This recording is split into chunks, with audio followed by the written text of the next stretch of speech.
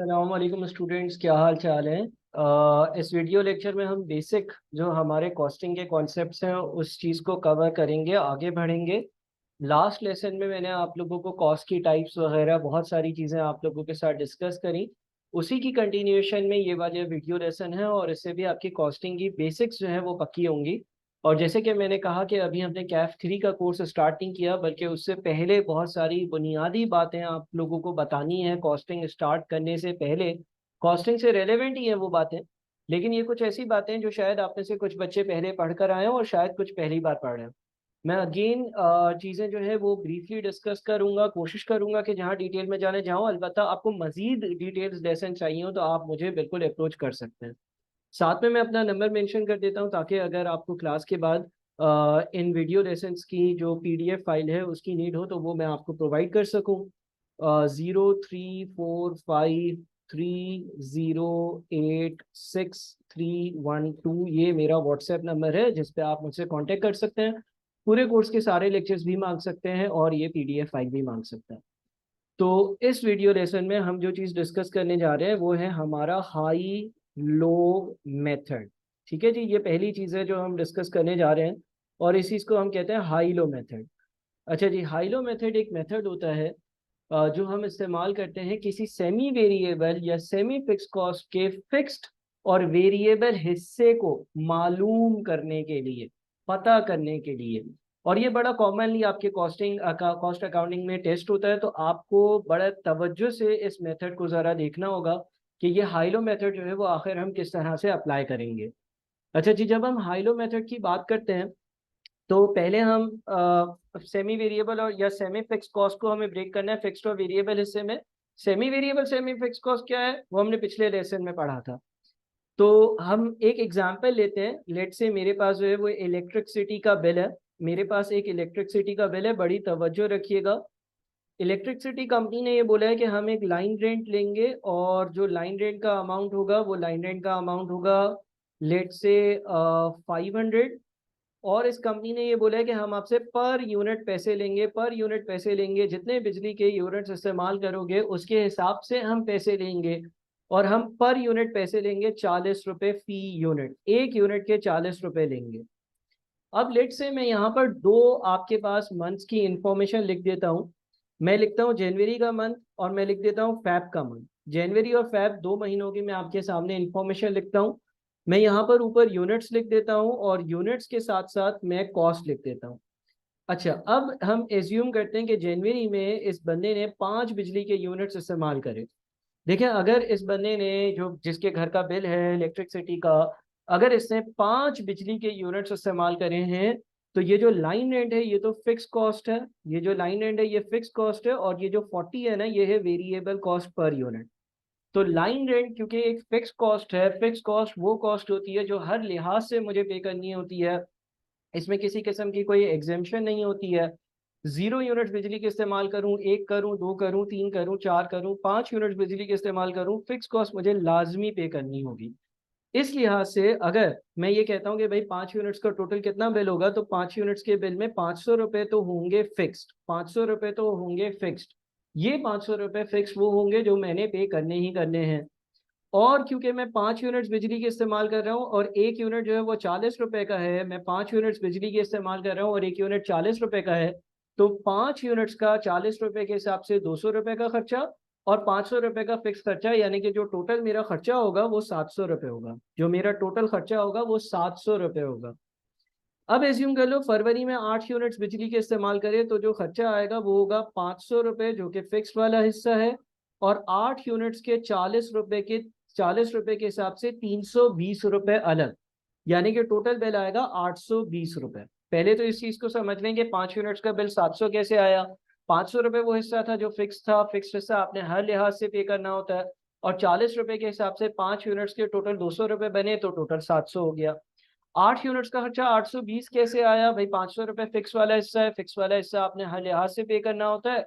और 8 यूनिट्स के 40 रुपए के हिसाब से 320 रुपये बनते हैं, तो आपका टोटल बिल 820 रुपये बना। इसका मतलब ये हो गया कि जो 700 रुपये वाला बिल है, जो 700 रुपये वाला बिल है उसमें 500 रुपये फिक्स्ड है और 200 रुपये वेरिएबल है, 200 रुपये वेरिएबल है। और जो 820 वाला बिल है उसमें 500 रुपये फिक्स्ड है, 500 रुपये फिक्स्ड है और 320 रुपये वेरिएबल है। 500 रुपये फिक्स्ड, 200 रुपये वेरिएबल और 500 रुपये फिक्स्ड, 320 रुपये वेरिएबल। बात समझ में आ रही है? जो 5 यूनिट्स का 700 रुपये का बिल है उसमें 500 रुपये फिक्स्ड है और बाकी 200 रुपये वेरिएबल है। जो 820 रुपये का बिल है उसमें 500 रुपये फिक्स्ड है और बाकी जो 320 रुपये हैं वो वेरिएबल हैं, वो वेरिएबल कॉस्ट है। अच्छा, अब यहाँ पर अगर कोई मुझसे ये पूछे, कि क्या फरवरी में जनवरी से ज्यादा बिल आया? बिल्कुल। कितना बिल ज्यादा आया? कितने रुपए का बिल ज्यादा आया? 700 रुपए के बजाय बिल आया है 820 रुपए। कितना बिल ज्यादा आया है? कितना बिल ज्यादा आया है? कितना बिल ज्यादा आया है? तो 820 रुपए का बिल आया है, 700 रुपए का बिल नहीं आया, 820 रुपए का बिल आया। यानी कि कितना बिल ज्यादा आया? 120 रुपए का बिल ज्यादा आया। 120 रुपए का बिल ज्यादा आया। 120 रुपए मैंने ज्यादा पे किए हैं, 120 रुपए का बिल ज्यादा आया है। मैंने जो है वो बिजली के जो यूनिट्स फरवरी में इस्तेमाल करे वो जनवरी से ज्यादा थे, लिहाजा मेरा बिल जो है वो ज्यादा आया। और टोटल की अगर बात करूं, टोटल बिल की बात करूं, तो टोटल बिल मेरा 120 रुपए ज्यादा आया है, क्योंकि पहले 700 आया था, अब 820 आया है, यानी कि 120 रुपए का बिल में हुआ है इजाफा। अच्छा, अब अगर कोई मुझसे ये पूछे कि जो बिल में इजाफा हुआ क्या वो फिक्स कॉस्ट की वजह से हुआ, तो मैं कहूंगा नहीं। मैं फिक्स कॉस्ट पहले भी 500 पे करता था, अभी भी 500 पे करता हूँ। मैं फिक्स कॉस्ट पहले भी 500 रुपये पे करता था, अभी भी 500 रुपये पे करता हूँ।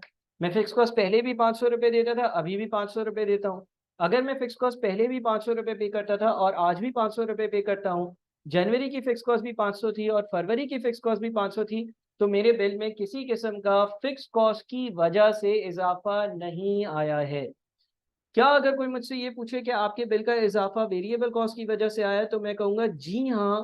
पहले मेरी वेरिएबल कॉस्ट थी वो 200 रुपये थी, क्योंकि मैंने 5 यूनिट्स बिजली के इस्तेमाल करे थे और एक यूनिट 40 का था, तो मेरा टोटल बिल 200 रुपये आया था वेरिएबल वाला। और अब वही 320 आया, यानी कि जो मेरा वेरिएबल वाला हिस्सा है, मेरा जो वेरिएबल वाला हिस्सा है वो 200 के बजाय 320, यानी कि 120 रुपये ज्यादा है। तो पहले तो आप रीजन देखें।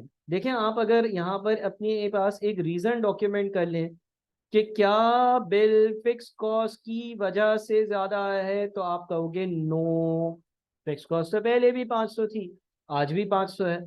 क्या बिल वेरिएबल कॉस्ट की वजह से ज्यादा आया है? आंसर होगा यस। यस क्यों होगा?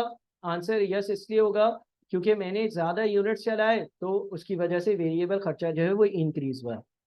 अच्छा, अब हमें ये पता चल गया कि ये 820 700 के बजाय जो बिल आया है 120 रुपये ज्यादा है, वो वेरिएबल कॉस्ट की वजह से आया है। और हमने देख भी लिया कि भाई फिक्स कॉस्ट पहले भी 500 थी, अभी भी 500 है, जबकि वेरिएबल कॉस्ट पहले 200 थी और अब 320 है, यानी कि 120 रुपये ज्यादा है। तो अब हम देखते हैं कि कितने आखिर ज्यादा बिजली के यूनिट्स इस्तेमाल हुए थे जिसकी वजह से बिल ज्यादा आया। तो हम ये कहते हैं कि भाई 3 बिजली के यूनिट्स आपने ज्यादा इस्तेमाल करे थे। आपने 5 के बजाय 8 यूनिट्स इस्तेमाल करे थे बिजली के, इसलिए आपका खर्चा जो है वो ज्यादा आया। पहले आपने 5 यूनिट्स इस्तेमाल करे थे, अब आपने बिजली के 8 यूनिट्स इस्तेमाल करे, यानी कि आपने 3 यूनिट्स बिजली के जो है वो ज्यादा इस्तेमाल करे, इसलिए आपका बिल 120 रुपये ज्यादा आया। इस चीज को समझे जरा। 120 रुपए आपने जो ज्यादा पे करें, 120 रुपए जो आपने ज्यादा पे करें, 120 रुपए जो आपकी तरफ से ज्यादा गए हैं, वो इसलिए ज्यादा नहीं गए कि फिक्स खर्चा बढ़ गया, वो इसलिए ज्यादा नहीं गए कि फिक्स कॉस्ट ज्यादा हो गई, बल्कि वो 120 रुपए ज्यादा इसलिए भरे गए हैं क्योंकि बिजली के 3 यूनिट्स मैंने ज्यादा इस्तेमाल करे थे।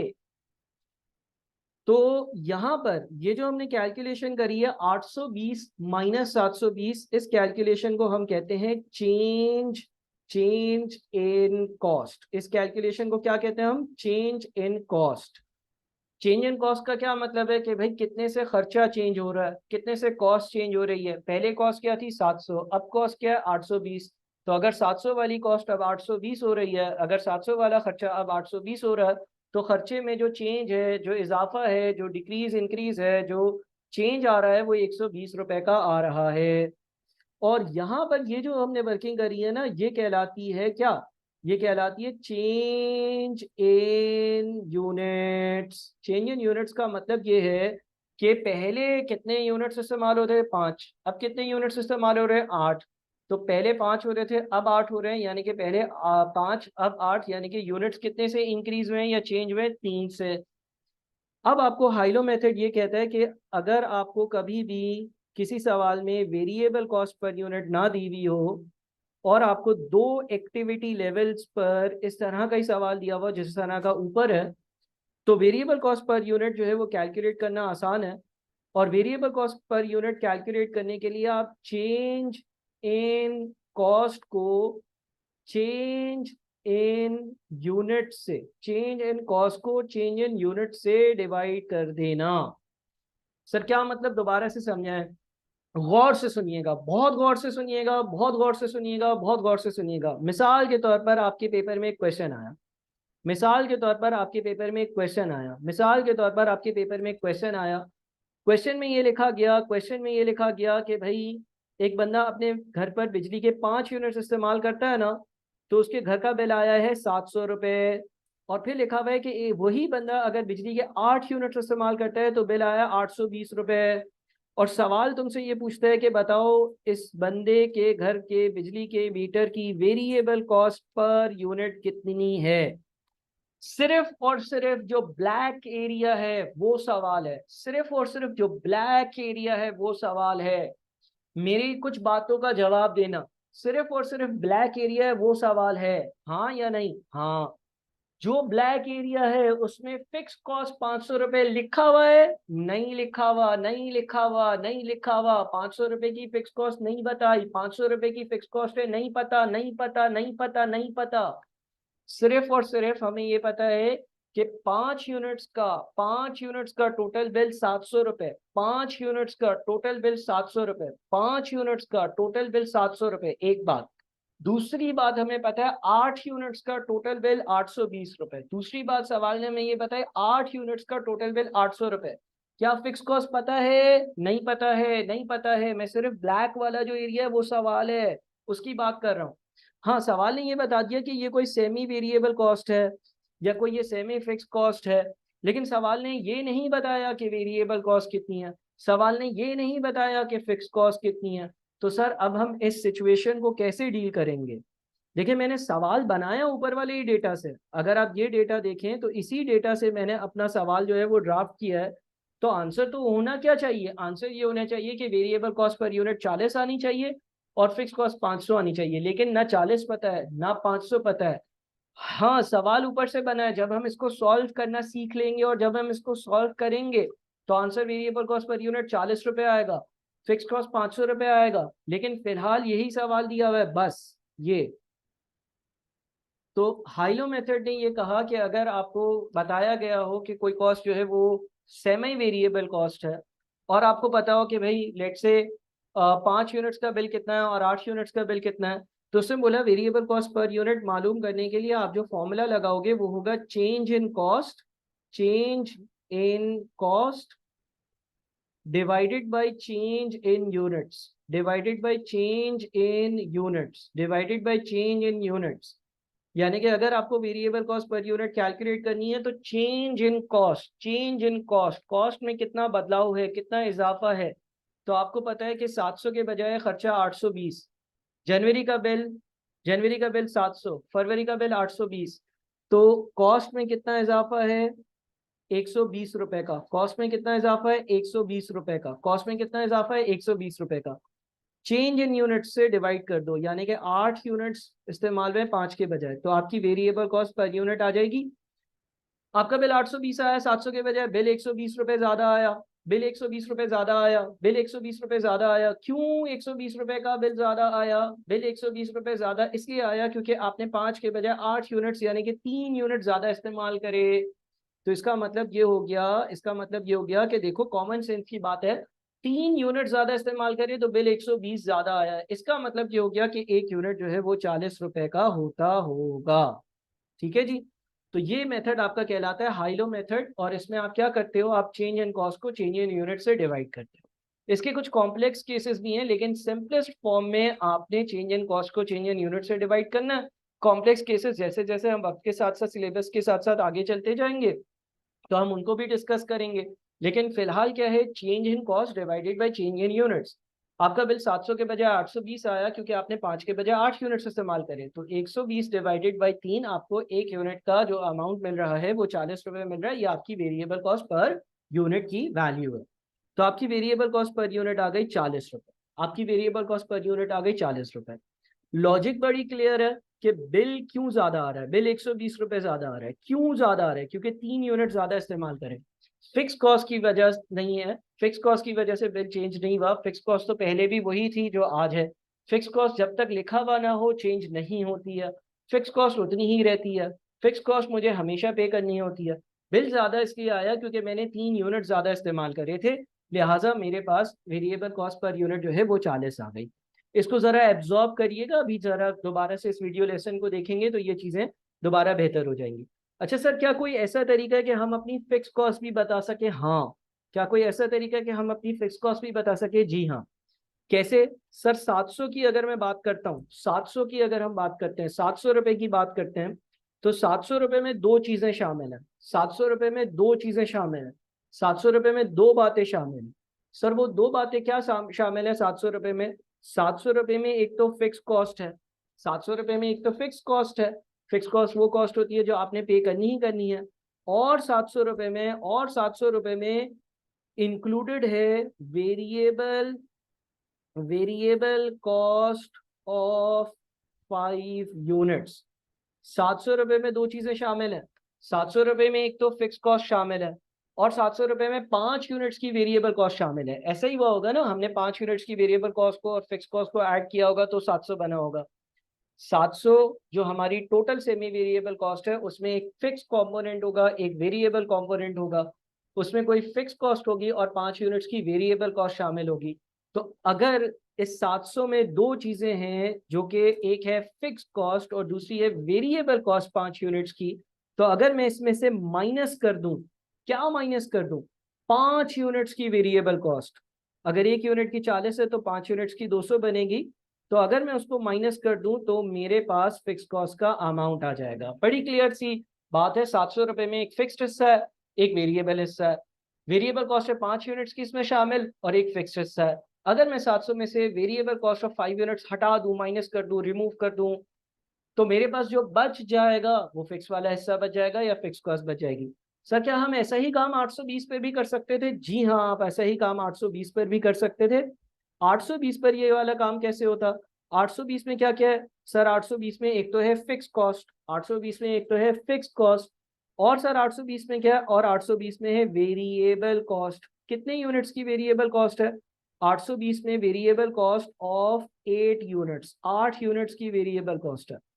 820 रुपए में 8 यूनिट्स की वेरिएबल कॉस्ट है। तो अब क्या करें? अब हम 800 में से माइनस कर देते हैं 8 यूनिट्स की वेरिएबल कॉस्ट को। हम 820 रुपए में से माइनस कर देते हैं 8 यूनिट्स की वेरिएबल कॉस्ट को। 820 में से हम माइनस कर देते हैं 8 यूनिट्स के 40 रुपए के हिसाब से 320 रुपए। और जब हम ऐसा करेंगे, 820 में से जब हम 320 रुपए माइनस कर देंगे तो हमारे पास फिक्स कॉस्ट की वैल्यू आ जाएगी। तो ये आपका हाइलो मेथड कहलाता है। हाइलो मेथड जो है वो बड़ा लॉजिकल है। चेंज इन कॉस्ट को चेंज इन यूनिट से डिवाइड करते हैं। यहाँ तक आप अपने पास चीज़ें क्लियर कर फिर मजीद आगे बढ़िएगा तो ज़्यादा फायदा होगा। अच्छा जी, तो हमने ये देख लिया कि भाई हमें वेरिएबल और फिक्स कॉस्ट को कैसे अलग करना है। दोबारा से ऊपर वाली एग्जाम्पल लिखता हूँ। हमारे पास यूनिट्स और हमारे पास कॉस्ट है, सेम वैल्यूज लिख लेता हूँ। हमें सवाल ने ये बताया हुआ है कि 5 यूनिट्स का टोटल खर्चा था 700 रुपये। हमें सवाल ने ये बताया हुआ है कि 8 यूनिट्स का टोटल खर्चा जो था ना वो 820 रुपये था। और सवाल ने ये बोला हुआ था कि ये कोई सेमी वेरिएबल कॉस्ट है। सेमी वेरिएबल कॉस्ट होने का मतलब ये है कि 700 में एक फिक्स हिस्सा शामिल है और 5 यूनिट्स की वेरिएबल कॉस्ट शामिल है। 820 में एक फिक्स हिस्सा शामिल है और 8 यूनिट्स की वेरिएबल कॉस्ट शामिल है। पिछला मेथड हाइलो मेथड था जिसमें हमने चेंज इन कॉस्ट को चेंज इन यूनिट से डिवाइड किया। हमने कहा कि भाई कॉस्ट का इंक्रीज 120 रुपए का है, इसलिए क्योंकि 3 यूनिट्स ज्यादा कंज्यूम हो रहे हैं, लिहाजा एक यूनिट 40 का है, 120 को 3 से डिवाइड कर। एक और मेथड भी है और वो है हमारा इक्वेशन मेथड, यानी कि हम कुछ इक्वेशंस बना लें। उसमें हम क्या करेंगे, हम सपोज कर लेंगे कि हमारी जो फिक्स कॉस्ट है वो एक्स है, और हम सपोज कर लेंगे जो हमारी वेरिएबल कॉस्ट पर यूनिट है वो वाई है। हम सपोज कर लेंगे कि हमारी जो फिक्स कॉस्ट है वो एक्स है, और हम सपोज कर लेंगे कि जो हमारी वेरिएबल कॉस्ट पर यूनिट है वो वाई है।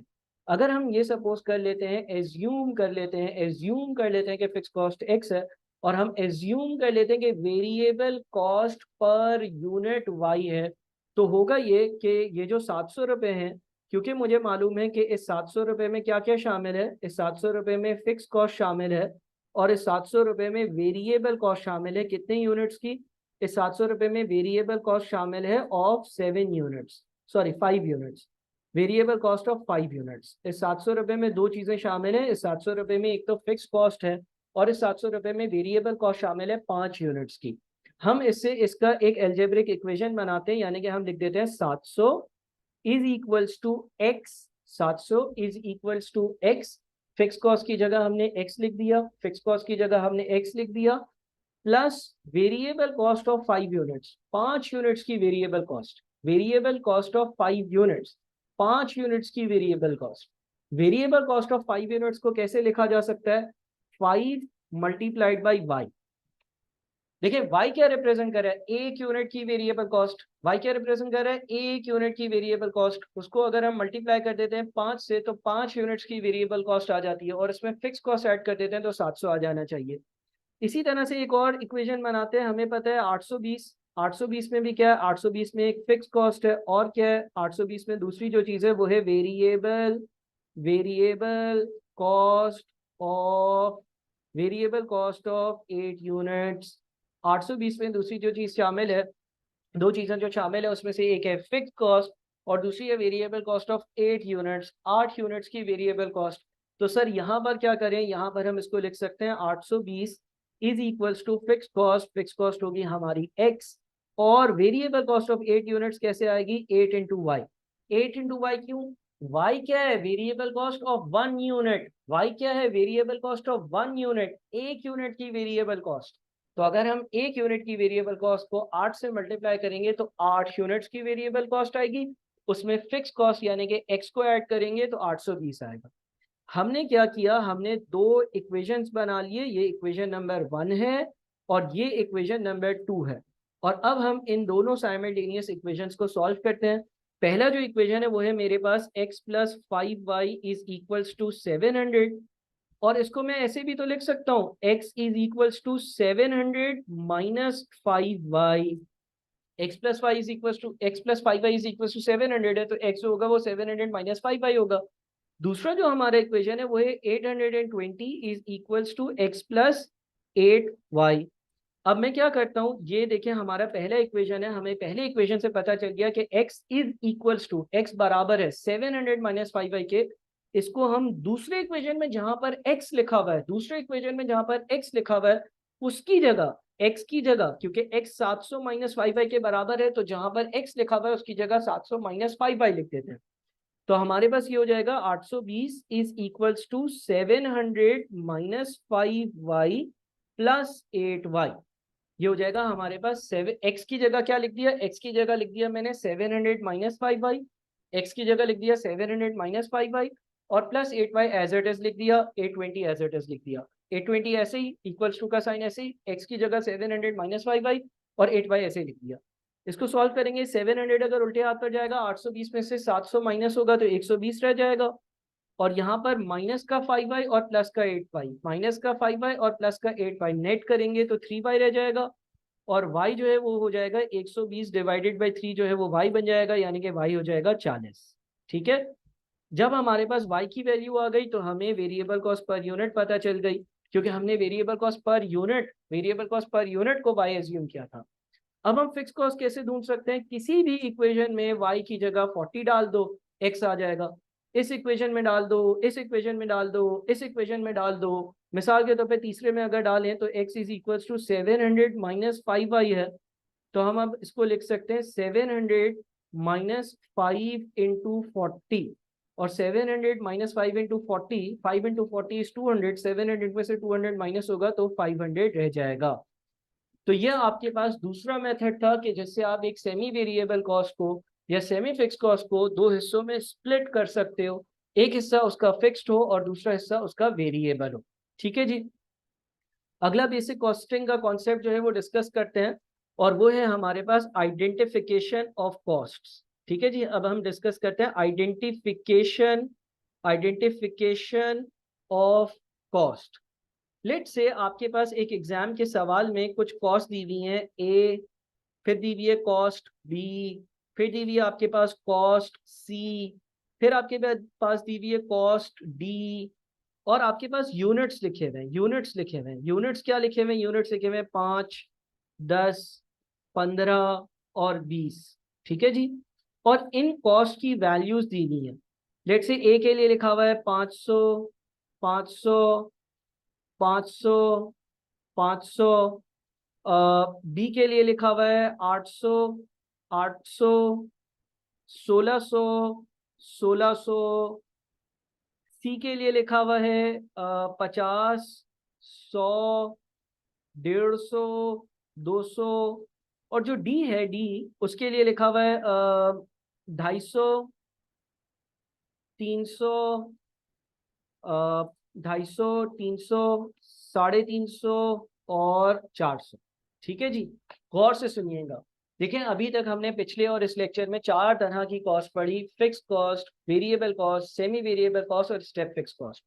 फिक्स कॉस्ट की डेफिनेशन हमने पढ़ी: a cost that does not change with level of activity. Variable cost, a cost that does change with level of activity. Semi variable cost, a combination of fixed and variable cost. और step fix cost, वो cost, a cost that remains same, then changes, then stays same, then changes and so on. अब आपको ये सवाल देखते हुए, इनकी information देखते हुए ये आइडेंटिफाई करना है कि ए बी सी डी में से कौन सी कॉस्ट फिक्स्ड है, कौन सी कॉस्ट वेरिएबल है, कौन सी कॉस्ट सेमी वेरिएबल है और कौन सी कॉस्ट स्टेप फिक्स कॉस्ट है। इस वीडियो को 30 सेकेंड्स के लिए पॉज कर कर खुद पहले ब्रेन स्टॉर्मिंग करें, अपने पिछले लेक्चर को रिवाइज कर खुद से सोचें कि कौन सी कॉस्ट फिक्स्ड हो सकती है, कौन सी सेमी वेरिएबल हो सकती है, कौन सी वेरिएबल हो सकती है और कौन सी स्टेप फिक्स कॉस्ट हो सकती है, फिर आगे बढ़िएगा। अब मैं इसको जरा सॉल्व करता हूँ। देखिए, हमारे पास जो डेटा दिया हुआ है, मुझे ये नजर आ रहा है कि ए जो है ना वो एक फिक्स कॉस्ट है। फिक्स कॉस्ट को आइडेंटिफाई करना बहुत आसान होता है। फिक्स कॉस्ट को आइडेंटिफाई करना बहुत आसान होता है। क्यों? क्योंकि 5 यूनिट्स पर भी खर्चा 500 है, 10 यूनिट्स पर भी खर्चा 500 है, 15 यूनिट्स पर भी खर्चा 500 है और 20 यूनिट्स पर भी खर्चा 500 है। तो अगर एक ऐसी कॉस्ट है जो लेवल ऑफ एक्टिविटी या यूनिट्स के साथ इंक्रीज नहीं हो रही है, वो कॉस्ट मेरी फिक्स कॉस्ट होती है। तो ए तो मैंने बड़े आसानी से पहचान लिया। बी जो हमारी कॉस्ट है ना, बी जो हमारी कॉस्ट है वो हमारी स्टेप फिक्स कॉस्ट है। स्टेप फिक्स कॉस्ट को भी पहचानना इतना ज्यादा मुश्किल नहीं होता। क्यों? क्योंकि अगर 5 या 10 यूनिट्स की बात करूं तो ये खर्चा सेम है, फिर एक जंप में इंक्रीज हुआ और फिर वो 1600 और 1600 है। स्टेप फिक्स कॉस्ट का ग्राफ कैसा बनता था? एक सीधी फिक्स कॉस्ट है, यूनिट्स के साथ फिर एक बार इंक्रीज हुई, फिर वापस से स्ट्रेट ग्राफ बन गया। तो ए और बी में तो कोई मसला नहीं था। अब सी और डी में से एक कॉस्ट मेरी वेरिएबल है और एक मेरी सेमी वेरिएबल है। ठीक है, एक कॉस्ट मेरी वेरिएबल है, एक कॉस्ट मेरी सेमी वेरिएबल है। अब ये आइडेंटिफाई करना थोड़ा सा मुश्किल है। मैं पहले इसके रूल लिखवाता हूं और फिर उस रूल को कुछ टाइम बाद एक्सप्लेन भी करूंगा। आपने जो बात याद रखनी है वो ये याद रखनी है कि अगर कोई वेरिएबल कॉस्ट है, अगर कोई कॉस्ट एक वेरिएबल कॉस्ट है, तो क्या होगा? अगर कोई कॉस्ट वेरिएबल कॉस्ट होगी तो कॉस्ट डिवाइडेड बाय यूनिट्स का आंसर हमेशा सेम आएगा। सर इसका क्या मतलब है? पहले लिख लेते हैं। मैंने ये कहा कि अगर कोई कॉस्ट वेरिएबल है, कॉस्ट डिवाइडेड बाय यूनिट्स का आंसर हमेशा सेम आएगा इस तरह के सवालों में। रूल नंबर 2, अगर कोई कॉस्ट सेमी वेरिएबल है, अगर कोई कॉस्ट सेमी वेरिएबल है तो उसके लिए रूल ये होगा कि कॉस्ट डिवाइडेड बाय यूनिट से जो आंसर आता है वो सेम नहीं आएगा। नॉट सेम, कभी भी सेम नहीं आएगा। अब जरा वेरिएबल कॉस्ट पे ये रूल अप्लाई कर कर वेरिएबल कॉस्ट आइडेंटिफाई करते हैं, सेमी वेरिएबल कॉस्ट पे ये रूल अप्लाई कर कर सेमी वेरिएबल कॉस्ट आइडेंटिफाई करते हैं और फिर इस रूल की कोई लॉजिक होगी, वो लॉजिक भी देखते हैं। देखिए, अगर लेट से मैं सी की बात करता हूं, सी, तो सी में 50 की कॉस्ट है 5 यूनिट्स की। 50 डिवाइडेड बाई 5 कितना है? 50 डिवाइडेड बाई 5 है 10। उसके बाद अगर मैं 100 की कॉस्ट देखता हूँ, 10 यूनिट्स की थी, तो कॉस्ट डिवाइडेड बाय यूनिट यानी कि 100 डिवाइडेड बाय 10 करता हूँ तो वो भी 10 आता है। उसके बाद 15 यूनिट्स पर कॉस्ट 150 मेंशन्ड है, तो 150 डिवाइडेड बाय 15 करता हूँ वो भी 10 आता है। और अगर मैं 200 डिवाइडेड बाय 20 करता हूँ तो वो भी 10 आता है। क्या आंसर सेम आ रहा है? यस सर, अगर मैं कॉस्ट को यूनिट से डिवाइड कर रहा हूं तो आंसर हमेशा सेम आ रहा है। 50 डिवाइडेड बाय 5 भी 10 आ रहा है, 100 डिवाइडेड बाय 10 भी 5 आ रहा है, 100 डिवाइडेड बाय 10 भी 10 आ रहा है, और 150 डिवाइडेड बाय 15 भी 10 आ रहा है, और 200 डिवाइडेड बाय 20 भी 10 आ रहा है। तो ये कॉस्ट वेरिएबल कॉस्ट होगी। ये आपने कैसे आइडेंटिफाई किया? आपने ये देखा कि ये रूल चल रहा है या नहीं। क्या कॉस्ट डिवाइडेड बाय यूनिट्स का आंसर सेम आ रहा है? यस आ रहा है, तो वो कॉस्ट वेरिएबल है। क्यों, ये मैं थोड़ी देर में बताता हूँ। सेमी वेरिएबल कॉस्ट में क्या होगा कि कॉस्ट डिवाइडेड बाय यूनिट्स का आंसर सेम नहीं आएगा। फॉर एग्जांपल, अगर मैं 250 को उसके रिस्पेक्टिव यूनिट्स यानी कि 5 से डिवाइड करूं तो आंसर 50 है, लेकिन अगर मैं 300 को 10 से डिवाइड कर दूं तो आंसर 30 है। और अगर मैं 350 को अगर मैं 350 को 15 से डिवाइड कर दूं, अगर मैं 350 को 15 से डिवाइड कर दूं तो आंसर 23.33 है। और अगर मैं 400 को 20 से डिवाइड कर दूं तो आंसर 20 है। इसका मतलब आंसर सेम आ रहा है? Not same. तो इसका मतलब ये हो गया कि डी जो होगी वो मेरी सेमी वेरिएबल कॉस्ट होगी, मेरी सेमी फिक्स्ड कॉस्ट होगी। तो हमने आइडेंटिफिकेशन कर ली, ये फिक्स कॉस्ट है, ये स्टेप फिक्स कॉस्ट है, ये ये वेरिएबल कॉस्ट है, सी जो है वो मेरी वेरिएबल कॉस्ट है, और डी जो है वो मेरी सेमी वेरिएबल कॉस्ट है। और हमें ये पता चल गया भाई, फिक्स कॉस्ट तो देखने से ही पता चल जाता है, कभी चेंज नहीं हो रही होती है। स्टेप फिक्स कॉस्ट सेम रहती है, फिर चेंज होती है, फिर सेम रहती है, वो देखने से ही पता चल जाता है। वेरिएबल कॉस्ट का रूल बताया, कॉस्ट डिवाइडेड बाय यूनिट से सेम आंसर आएगा। और सेमी वेरिएबल कॉस्ट का मैंने रूल ये बताया कि कॉस्ट डिवाइडेड बाय यूनिट से सेम आंसर नहीं आएगा, और वो यहाँ पर शो भी किया। अब मुझे इस रूल को एक्सप्लेन करना। देखिए, cost divided by units variable cost में सेम आंसर क्यों आता है? मिसाल के तौर पे लेट से आप टायर्स की एग्जांपल ले लो। लेट से आप कोई गाड़ी बना रहे हो, और एक गाड़ी पे मैं बोलता हूँ कि 20,000 रुपए के टायर्स लगते हैं, 20,000 पर यूनिट। ठीक है जी। आपने एक गाड़ी बनाई, कितना खर्चा होगा सर? 20,000 का होगा। आपने दो गाड़ियां बनाई, कितने का खर्चा होगा सर? 40,000 का होगा। आपने तीन गाड़ियां बनाई, कितने का खर्चा होगा सर? 60,000 का खर्चा होगा। आपने चार गाड़ियां बनाई, कितने का खर्चा होगा? 80,000 का खर्चा होगा। हर आने वाली गाड़ी पर खर्चा 20,000 से इंक्रीज होगा, क्योंकि कॉस्ट पर यूनिट 20,000 है। और जाहिर है, जब मैं 20,000 को एक से डिवाइड करूंगा तो वो बता देगा एक गाड़ी पर कितना खर्चा लगा। जब मैं 40,000 दो गाड़ियों का खर्चा है तो दो से डिवाइड करूंगा, अगेन वो 20,000 बताएगा, क्योंकि वो एक गाड़ी का खर्चा बता रहा है और एक गाड़ी पे 20,000 रुपए के टायर्स लग रहे हैं। अगर मैं 60,000 को तीन से डिवाइड कर दूंगा तो दोबारा से 20,000 रुपए का आंसर आएगा, कॉस्ट पर यूनिट पर पहुंच जाऊंगा ना। और अगर मैं 80,000 को चार से डिवाइड करूंगा, 80,000 को चार से डिवाइड करूंगा, 80,000 चार टायर, चार गाड़ियों पे लगने वाले टायर्स का खर्चा है। टायर्स का खर्चा वेरिएबल कॉस्ट है, हर यूनिट के साथ इंक्रीज होता है, तो again variable cost per unit आ जाएगी। तो इसीलिए आंसर हमेशा सेम आएगा। दूसरी चीज, हमें ये भी तो पता है कि भाई कभी भी मुझे टोटल वेरिएबल कॉस्ट कैलकुलेट करनी हो तो वो होती है variable cost per unit multiplied by number of units के। अगर मुझे कभी भी टोटल वेरिएबल कॉस्ट कैलकुलेट करनी हो तो वो बराबर होती है variable cost per unit multiplied by number of units के।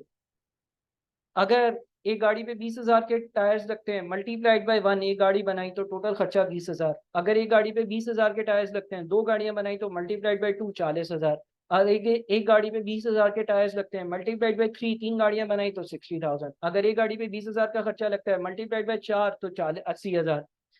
तो अगर ये यूनिट्स उल्टे हाथ पर आ जाएं तो total variable cost divided by unit से आंसर क्या आना चाहिए? Variable cost per unit. और वेरिएबल कॉस्ट पर यूनिट यहाँ पे 20,000 थी, तो हमेशा answer total cost divided by units 20,000, total cost divided by units 20,000, total cost divided by units 20,000, total cost divided by units 20,000, answer हमेशा सेम आ रहा था।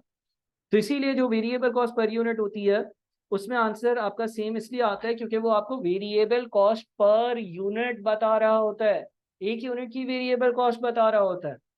अब आ जाते हैं सेमी वेरिएबल कॉस्ट में। सेमी वेरिएबल कॉस्ट में आंसर डिफरेंट आता है। 250 डिवाइडेड बाय 550 आया, 300 डिवाइडेड बाई 10 30 आया, 23.33 350 डिवाइडेड बाई 15 23.33 आया, और 400 डिवाइडेड बाई 20 आया।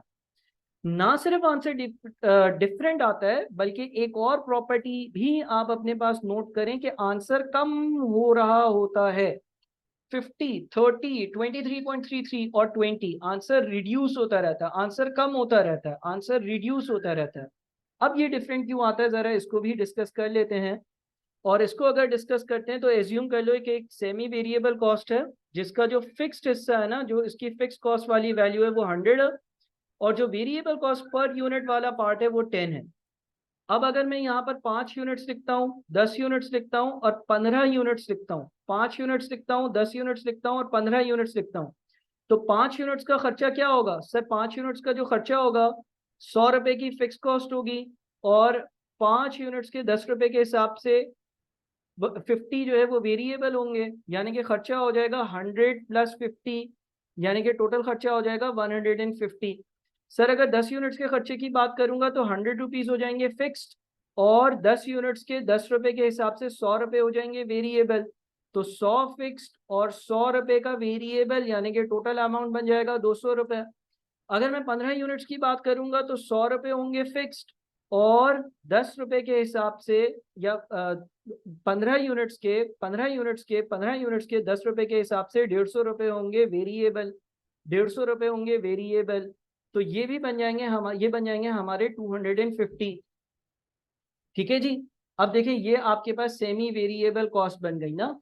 आप देखें 150 डिवाइडेड बाई रिस्पेक्टिव यूनिट्स, यानी कि 5, आंसर आता है 30। जबकि अगर मैं 200 को डिवाइड करता हूं उसके रिस्पेक्टिव यूनिट्स यानी कि 10 से, तो आंसर आता है 20। और अगर मैं 250 की कॉस्ट को डिवाइड कर देता हूं 15 से, 250 को डिवाइड कर देता हूं 15 से, तो 250 डिवाइडेड बाई 15 आंसर आता है 16.67। तो आप देख रहे हैं मैंने यहाँ पर एक एग्जाम्पल बनाई और आपको शो ये किया कि सेमी वेरिएबल कॉस्ट का आंसर सेम नहीं आता, साथ में वो कम होता रहता है। अब सर कम होने की क्या रीजन है? हमें ये समझ में आ गया कि आंसर सेम नहीं आएगा, हमें ये समझ में आ गया आंसर डिक्रीज होगा, आपने ऊपर रूल बताया था, नीचे रूल को प्रूव भी किया, लेकिन कम क्यों होता रहता है? जरा गौर से सुनिएगा। जो फिक्स्ड हिस्सा होता है ना उसके ज्यादा हिस्से होने लगते हैं। कैसे? देखो सुनो जरा, सेमी वेरिएबल कॉस्ट का ये फिक्स हिस्सा है, ये वेरिएबल हिस्सा है, ये फिक्स हिस्सा है, ये वेरिएबल हिस्सा है, ये फिक्स हिस्सा है, ये वेरिएबल हिस्सा है, टुकड़े कर कर डिवाइड करते हैं। पहले केस में 150 को जब आपने 5 से डिवाइड किया आंसर क्या आया? 30 आया। वो 30 ऐसे भी आ सकता था कि 100 की जो फिक्स कॉस्ट है उसको 5 से डिवाइड करो, और 50 की जो वेरिएबल कॉस्ट है उसको 5 से डिवाइड करो, ऐड करो इन दोनों को, 30 आया। आया है नहीं? अगला काम क्या करो, 200 को जब हमने 10 से डिवाइड किया था तो आंसर क्या आया था? 20 आया था। 200 के दो हिस्से थे, एक फिक्स हिस्सा था 100 वाला, उस फिक्स हिस्से के 10 हिस्से करो, 10 आएगा। और वेरिएबल वाला हिस्सा कितना था? 100, उसके भी 10 हिस्से करो, कितना आएगा? 10। दोनों को ऐड करो, कितना आएगा? 20 आएगा। उसके बाद तीसरा क्या था, 250 को जब हमने 15 से डिवाइड किया तो आंसर कितना आया? 16.67।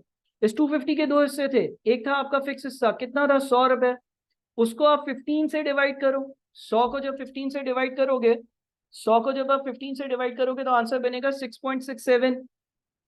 और 150 को जब आप 15 से, यानी कि वेरिएबल वाले हिस्से के 15 हिस्से करोगे तो 10 आएगा।